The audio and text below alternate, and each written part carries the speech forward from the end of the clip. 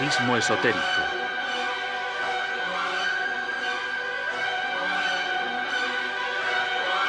El mito, lo sagrado, lo oculto. Serie ideada, escrita y dirigida por Marco Dolcetta.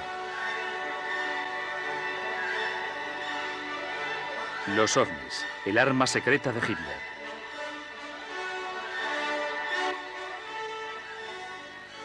En realidad, si la comparamos con la positivista, la nacionalsocialista no es una ciencia ortodoxa.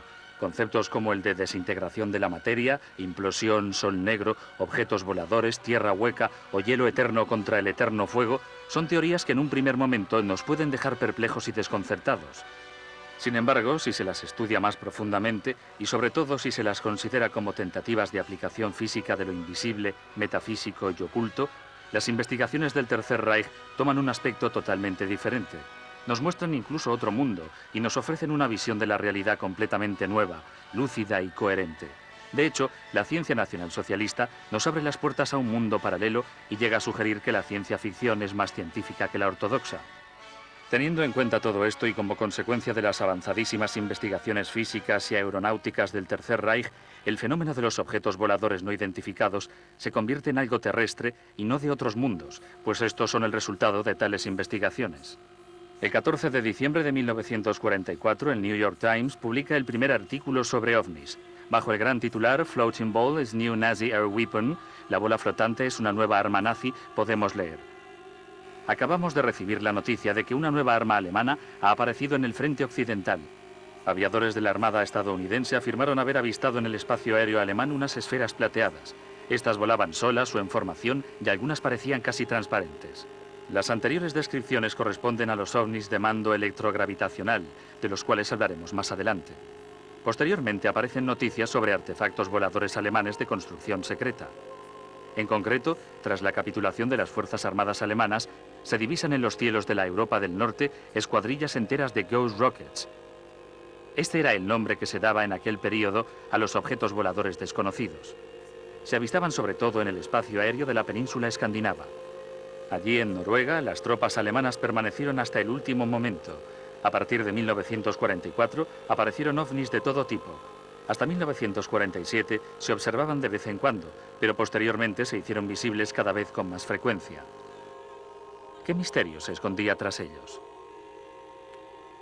Para los fieles, la fuente de energía inagotable es el sol negro, que emana luz eternamente. El ojo humano no puede verlo, pero no obstante existe. Mientras que el sol claro del día se irradia hacia el exterior, el sol negro enfoca sus rayos hacia el interior del hombre y también a través suyo la divinidad emana su luz. El esoterismo del Tercer Reich se ha ocultado siempre bajo un espeso velo de misterios y secretos. Los altos mandos provenían de los círculos de la sociedad de Thule y de las SS. En muchos aspectos sus ideas se distancian de la política del NSDAP. El sol negro era su símbolo secreto. Las milenarias ciencias ocultas eran la base de la filosofía de los esotéricos del Tercer Reich. Ellos fueron los primeros hombres de este siglo que buscaron caminos completamente nuevos. De alguna manera también fueron los primeros verdes, ya que aspiraban a una nueva armonía entre el hombre y la naturaleza. El símbolo del sol negro lo encontramos ya en los templos babilónicos y asirios. También en Venecia y en Cartago se conocía este símbolo y su significado religioso. En la cultura babilónica y asiria, el sol negro, que representa la luz espiritual de Dios, se representa a menudo bajo la forma de una cruz. Los reyes asirios llevaban unas cruces idénticas a esta. Por lo tanto, su origen se remonta a muchos siglos antes del cristianismo. No sabemos qué secretos y, en concreto, qué pensamientos ocultos tenían los esotéricos del Tercer Reich. Quizás conocían las revelaciones de la Nueva Babilonia que se erguía en el país de la medianoche.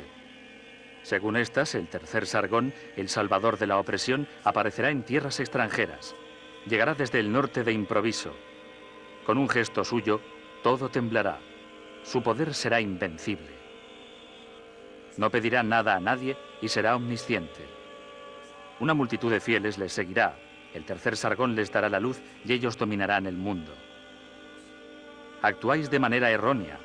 Esta observación de Víctor Schauberger que puede ser considerado un esotérico, toca uno de los temas esenciales. Hoy en día se definiría como búsqueda de energía alternativa. Sin embargo, por aquel entonces se trataba de mucho más, de otra ciencia, de una técnica esencialmente diferente. Simplificando, se podría hablar de implosión en vez de explosión. Los esotéricos del Tercer Reich sabían que la creación divina es siempre constructiva y nunca destructiva. Una técnica que se basa en la explosión y por lo tanto en la destrucción no puede seguir un principio divino. Todos los motores de combustión, como por ejemplo el motor de pistones o el propulsor de un cohete, funcionan según el principio de explosión y por lo tanto con fuerzas destructivas. Su efecto tiene que ser negativo, ya que los principios que se contraponen a Dios son los satánicos. La ya conocida destrucción del medio ambiente provocada por la técnica de la explosión, a la que pertenecen la energía nuclear, el monóxido de carbono, etc., muestra que fomentar la otra técnica, como se la definía por aquel entonces, tiene su justificación. Los objetos voladores experimentales funcionaban con fuerzas de levitación. Para la búsqueda de nuevas fuentes de energía y propulsión, los principios esotéricos siempre fueron válidos. Tal investigación se llevaba a cabo, sobre todo, para el desarrollo de propulsores electrogravitacionales. Da la impresión de que se habían creado los fundamentos de una nueva técnica, una energía independiente de materias primas, económica y limpia, es decir, la energía del futuro. Las secciones especiales U-13 y SS-14 centraban sus esfuerzos en la aplicación de esta técnica a los cohetes de Schaube-Berger, que funcionaban con iones. De estos se hallaron no solo los planos, sino también fotos cuya autenticidad es indudable. Observemos la supuesta estructura de un objeto volador alemán de iones del modelo Haunenburg II, reconstruido por ordenador. Consideramos que la estructura básica se corresponde a la de todos los modelos de objetos voladores alemanes. Muchas fotos posteriores a 1945 muestran las características de este tipo de construcción. La base técnica del propulsor podría haber sido invención del capitán Hans Kohler.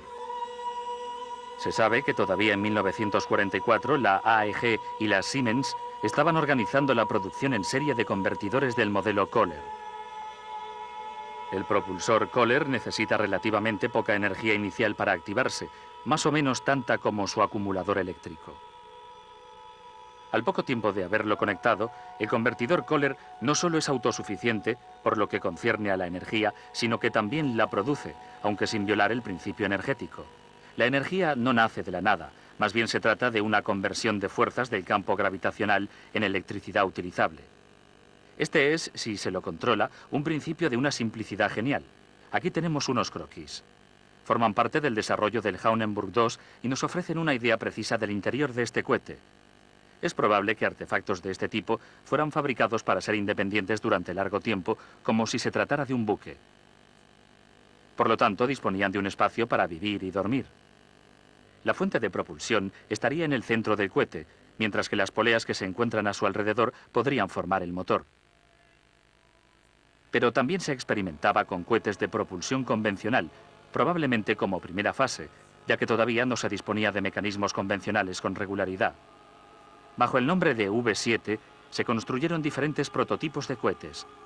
Se puede perfectamente pensar que existía un desarrollo paralelo de varios modelos, comparable a grandes rasgos con lo que ocurrió con los V-1 y V-2. En julio de 1941 se empieza a desarrollar el Silver A-Bemol, un avión a reacción redondeado con despegue y aterrizaje verticales. Las primeras pruebas se realizaron a finales de 1945 y se detectaron graves defectos de construcción. El primer modelo experimental se partió nada más despegar. El siguiente modelo posee un rotor y dos toberas rotatorias, pero también este resulta ser un fracaso. Incluso el prototipo siguiente no corresponde a las exigencias impuestas por un bombardero de largo alcance. Se realizará una larga serie de experimentos y se construirán muchos modelos. Al principio, el intenso trabajo de Silver A-Bemol no produjo ningún resultado positivo. El ingeniero Emite también trabajaba desde 1942 en los cohetes discoidales. Este último tenía más posibilidades de lograrlo y en colaboración con el científico italiano Giuseppe Benuzzo construyó una variante del V-7. Más tarde, él y Benuzzo colaboraron con Silver A-Bemol, lo que llevó a la construcción del legendario V-7.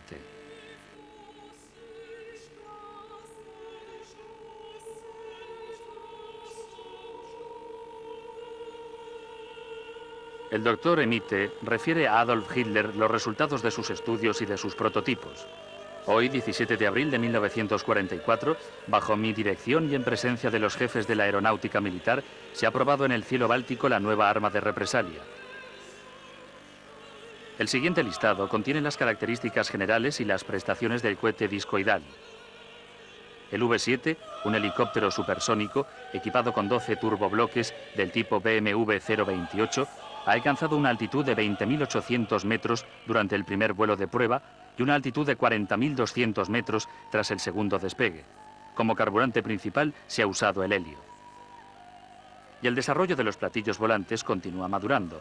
Nace la serie del modelo Vril, fabricada por el grupo Schumann, que muy probablemente había estrechado relaciones con las SSE-4.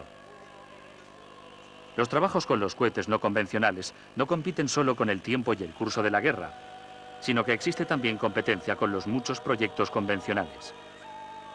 ¿Quién obtiene las materias primas, la mano de obra y los equipos necesarios? El reparto de los proyectos entre las diferentes regiones provoca una división de las fuerzas. Se continúan desarrollando, experimentando y construyendo nuevas superarmas en pequeñas cantidades. Las armas prodigiosas de las que tanto se ha hablado son diferentes. No escupen fuego ni hacen ruido. Al contrario, son silenciosas y misteriosas. A caballo entre las primeras y las segundas se encuentra el proyecto Feuerball, en castellano, bola de fuego. Los aliados llaman a estos cohetes Full Fighters. Las bolas de fuego se fabrican en Viena, bajo la dirección del grupo técnico de las SS. Se las dirige por radio hasta situarlas cerca de los aviones aliados y posteriormente el control pasa a los sensores de rayos infrarrojos que persiguen los gases de escape del enemigo.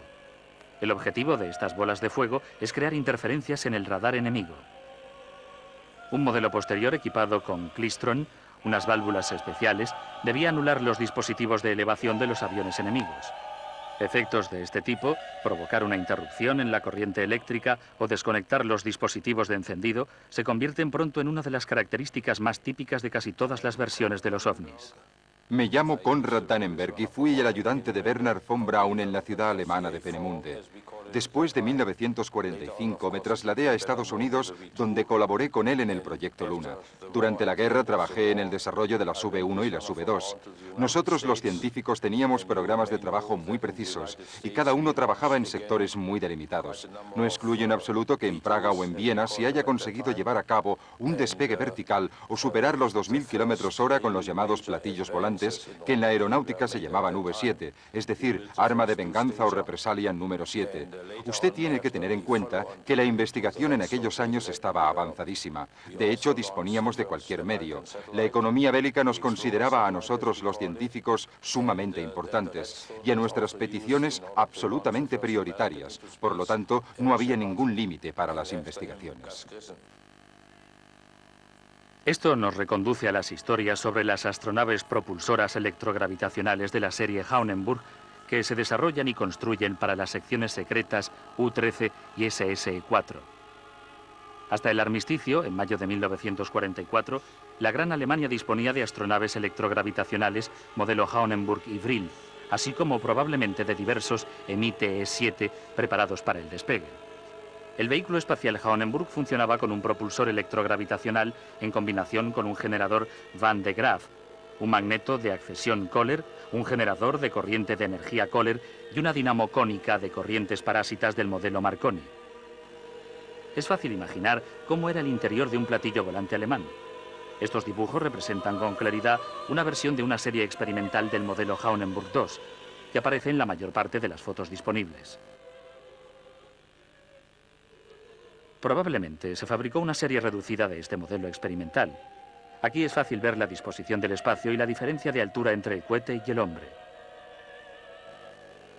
En esta foto de 1944 se pueden apreciar sus características típicas. 3 armas de fuego bajo el cohete y un cañón que parece haber sido añadido sobre el vehículo espacial. Aquí vemos las fotos de una serie experimental del Haunenburg II tomadas muy probablemente durante los vuelos de prueba. En esta foto vemos, además de un cañón más grande, un símbolo en la parte inferior que representa el Sol negro. Esto podría significar que este vehículo espacial ya efectuó operaciones reales, probablemente en una misión secreta de prueba para la preparación de misiones sucesivas. Qué terrible impresión tiene que provocar la visión de un platillo volante de este tipo en movimiento, con sus más de 25 metros de diámetro y casi 10 de alto. Si se tienen en cuenta estas proporciones, se puede entender el temor que infunde un ovni a alguien que nunca haya visto algo similar. Aquí tenemos otros planos de la Hauenburg fechados en octubre de 1944. Leyendo los datos técnicos, resulta evidente que se iba a crear algo muy superior a todo lo conocido, no solo en aquel momento, sino incluso en la actualidad. El significado del nombre Hauenburg no fue nunca aclarado del todo. Este nombre es tan misterioso como real. Con una mayor eficacia del propulsor electrogravitacional y por lo tanto alcanzando una mayor velocidad, la forma exterior de la astronave se ve borrosa. Esto lo observamos claramente en estas fotos. De noche, el mismo efecto provoca un resplandor. Existen documentos sobre proyectos de objetos voladores cuyas dimensiones son todavía mayores y que tienen incluso 2 torretas. En este croquis de un Hauenburg, que representa platillos volantes enormes, parece que se hayan proyectado unos cañones extraíbles. Sin duda, la dimensión y el peso no preocupaban a los constructores, aunque también se proyectaron platillos volantes más pequeños y en consecuencia más prácticos, por ejemplo, los modelos Vril. Los Vril 1, de los cuales se construyeron probablemente 17 unidades, tenían un diámetro de apenas 11,65 metros, alcanzaban una velocidad de 2.900 km/h y debían de estar equipados con un cañón teledirigido. En las fotos de los modelos experimentales no se aprecian estas características. El Vril 1 era el típico aparato de caza. Se estaban proyectando otros modelos de dimensiones menores, el Vril 2 y el Vril 9. El Ramayana es un texto de la tradición hindú que se remonta aproximadamente al año 2000 a.C. En él se pueden leer algunas citas poco claras que se refieren a ciertos objetos voladores, así como a una raza superior que vive en cavernas en el interior de la Tierra y que dirige dichos objetos con el simple pensamiento. Las mismas referencias las encontramos también en textos babilónicos con 1000 años más de antigüedad. El Vinam Shastra es un texto de esta misma época hallado hace pocos años, y estos son los dibujos originales que ilustran los supuestos objetos voladores. No es por casualidad que los cohetes y los objetos voladores alemanes se llamen Vril. El Vril es una manipulación, una concentración y codirección de la energía que se encuentra difundida bajo la forma de rayo psíquico y físico, y se concentra en los sujetos que practican los sistemas que generan las Siddhi. Las Siddhi son los poderes sobrehumanos. Los alemanes, que conocían el poder subjetivo del Vril, intentaron hacerlo tangible con un instrumento inventado por Kohler que proporcionaba energía a los cohetes. Esta misteriosa máquina permitía anular la materia, adecuar un objeto físico a la estructura microfísica de otro, volver a crear físicamente un sujeto material ficticio o incluso hacerlo desaparecer y aparecer en más de un lugar a la vez.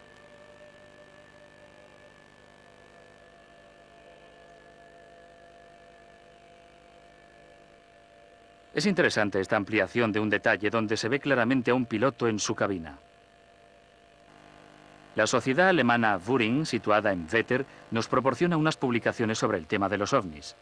Echemos una ojeada a su colección en la que encontramos las más variadas noticias aparecidas en los periódicos. Podemos leer, por ejemplo, el primer disco voló en 1945 en Praga o platillos volantes inventados en Alemania. Aquí tenemos un artículo de un periódico que nos llama la atención. El presidente de los Estados Unidos y el jefe del gobierno de la Unión Soviética hablaron seriamente sobre la posibilidad de un ataque por parte de los ovnis. Me llamo Tania Lenina. Pertenezco al Instituto de Investigación del Espacio de Rusia. Al acabarse la guerra, llegaron muchas peticiones a la Unión Soviética de científicos alemanes que querían colaborar con nosotros. Sus proyectos sobre la exploración del espacio avanzadísimos contribuyeron a las investigaciones de nuestros científicos, las cuales posteriormente se concretaron en el proyecto Sputnik. En la tradición histórica de la ciencia soviética ya existía una fuerte corriente mística, por así decirlo, llamada cosmismo, que estaba muy arraigada en los ambientes de los científicos revolucionarios de los primeros tiempos del comunismo. El espíritu de secta de los cosmistas no desapareció con el tiempo. Imagínese, el primer hombre que estuvo en el espacio, Yuri Gagarin, dijo que dedicaba su vuelo a Nicholas Roerich, el científico ruso que era budista y amigo del 13º Dalai Lama. Nicholas Roerich llegó a creer que la Tierra estaba vacía y que se podía acceder a su interior por los polos magnéticos. La respuesta a esta pregunta la podemos encontrar en la expedición a la Antártida el año 1938, que se realizó bajo la dirección del capitán Alfred Richter. Allí los alemanes descubrieron los territorios libres de hielo que pronto serían tan importantes para el Reich. Aquí tenemos un fragmento original de la revista de política económica nacionalsocialista, Zeitschrift für die nationalsozialistische Wirtschaftspolitik, del 5 de mayo de 1939. Y aquí vemos la lanzadera de apoyo Schwabenland tras el bautizo del territorio antártico, la nueva tierra de Suabia, es decir, Schwabenland.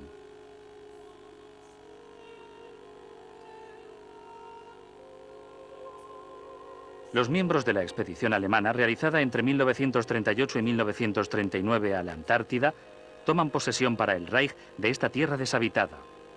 Este mapa indica en qué puntos de la nueva Schwabenland se irguieron las banderas alemanas. Veamos un documento donde Göring, el mariscal del Reich, da las gracias a los participantes de la expedición. Quizás debido a la insistencia de los que estaban a favor de las otras ciencias y que a lo mejor ya conocían las novedades técnicas que se iban a realizar, Göring, conjuntamente con la aviación, ocupó un territorio que podía servir como punto de apoyo. Este es el mapa mundi de aquel periodo. El territorio antártico, la nueva Schwabenland, ya está señalada oficialmente como nueva posesión alemana.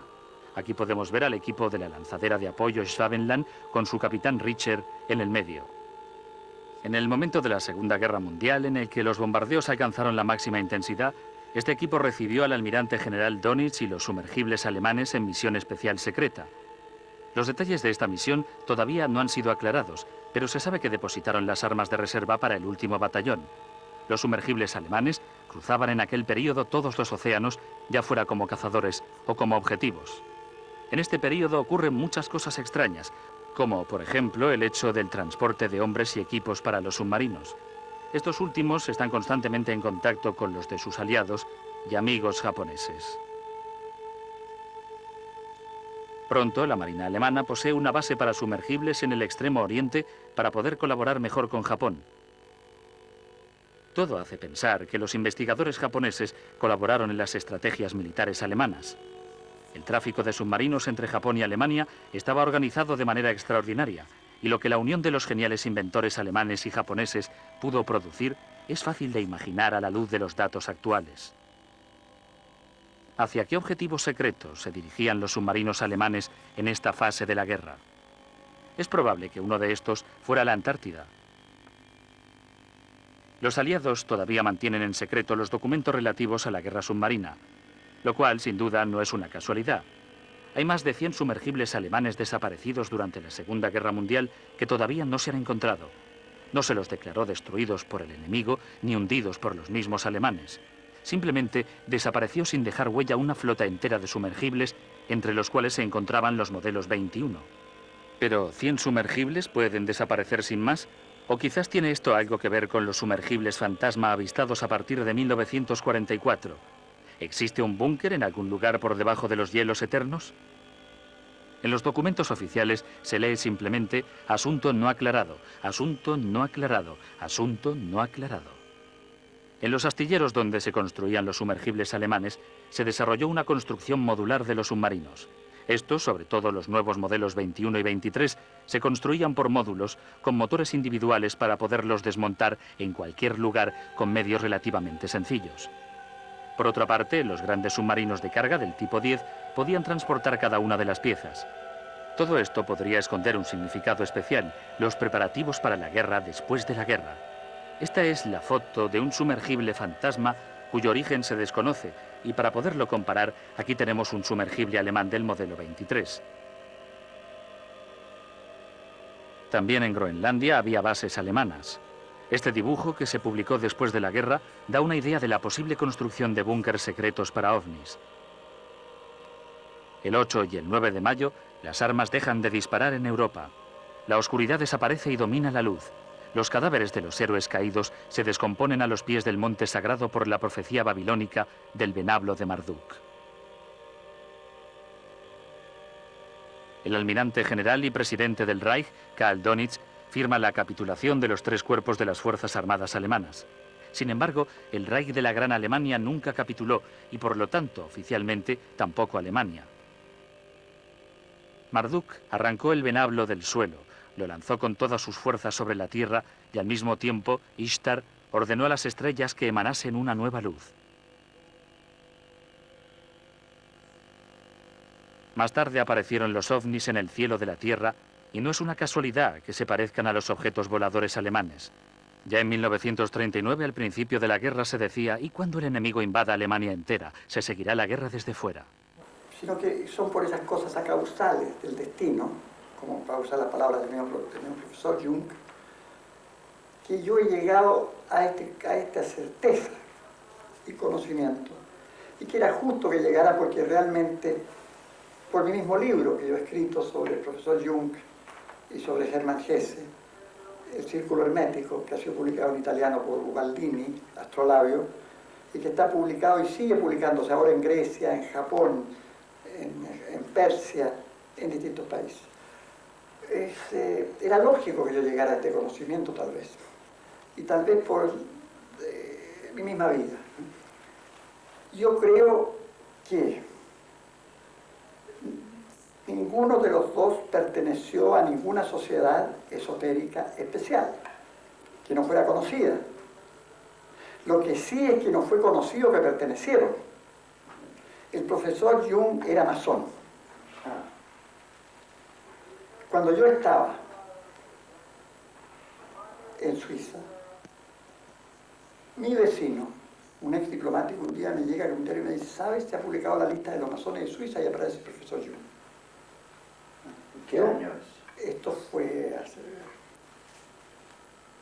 dará unos 10 años, pongamos un poco más, 12, un poco más. Esto para mí significó un choque. Yo decía: no puede ser, vamos a ver, hombres que son gente tan independiente, no puede ser.